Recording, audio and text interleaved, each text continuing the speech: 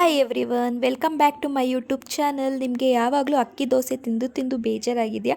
ಹಾಗಿದ್ದರೆ ಈ ದೋಸೆನ ಒಂದ್ಸಲ ಟ್ರೈ ಮಾಡಿ. ಇದು ಮಿಲೆಟ್ಸ್ ದೋಸೆ, ತುಂಬ ಹೆಲ್ದಿಯಾಗಿರುತ್ತೆ. ಬನ್ನಿ ನೋಡೋಣ ಹೇಗೆ ಮಾಡೋದು ಅಂತ. ಇದನ್ನು ಮಾಡೋದಕ್ಕೆ ನಾನು 1 ಕಪ್ ಆಗೋಷ್ಟು ನವಣೆ ಅಕ್ಕಿ ತಗೋತಾ ಇದ್ದೀನಿ. ಅದರಲ್ಲಿ 1/4 ಕಪ್ ಆಗೋಷ್ಟು ಉದ್ದಿನ ಬೇಳೆನ ತಗೋತಾ ಇದ್ದೀನಿ. ಅದರಲ್ಲಿ 1/4 ಕಪ್ ಆಗೋಷ್ಟು ಅವಲಕ್ಕಿಯನ್ನು ತಗೋತಾ ಇದ್ದೀನಿ.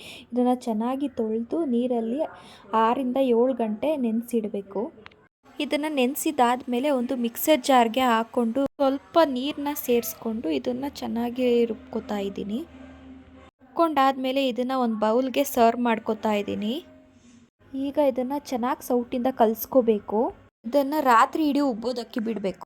ಬೆಳಗ್ಗೆ ಅದು ಈ ಕನ್ಸಿಸ್ಟೆನ್ಸಿಯಲ್ಲಿ ಬರಬೇಕು. ನೀವು ನೋಡ್ತಾ ಇದ್ದೀರಾ, ಈ ಕನ್ಸಿಸ್ಟೆನ್ಸಿಯಲ್ಲಿ ಬಂದರೆ ದೋಸೆ ತುಂಬಾ ಚೆನ್ನಾಗಿರುತ್ತೆ. ಇದಕ್ಕೆ ಸೋಡಾ ಹಾಕುವಂಥ ಅವಶ್ಯಕತೆಯೂ ಇರೋದಿಲ್ಲ. ನೆಕ್ಸ್ಟು ಒಂದು ಸ್ಟವ್ ಮೇಲೆ ತವಾ ಇಟ್ಟು ಅದನ್ನು ದೋಸೆನ ಬಳ್ಕೋಬೇಕು. ಈ ಥರ ನೋಡಿ, ಇದಕ್ಕೆ ಸ್ವಲ್ಪ ಆಯಿಲ್ ಹಾಕೋತಾ ಇದ್ದೀನಿ. ತುಂಬಾ ಚೆನ್ನಾಗಿ ಬರುತ್ತೆ, ತುಂಬ ಕ್ರಿಸ್ಪಿಯಾಗಿ ಬಂದಿತ್ತು ಕೂಡ. ನಾರ್ಮಲ್ ದೋಸೆ ಮಾಡೋದಕ್ಕಿಂತ ಈ ರೀತಿ ಮಿಲೆಟ್ಸ್ ದೋಸೆ ಮಾಡ್ಕೊತೀನಿ. ಇದು ಆರೋಗ್ಯಕ್ಕೆ ತುಂಬ ಒಳ್ಳೆಯದು. ನೀವೊಂದ್ಸಲ ಟ್ರೈ ಮಾಡಿ, ಹೇಗೆ ಬಂತು ಅಂತ ಕಮೆಂಟ್ ಮಾಡಿ. Thank you so much.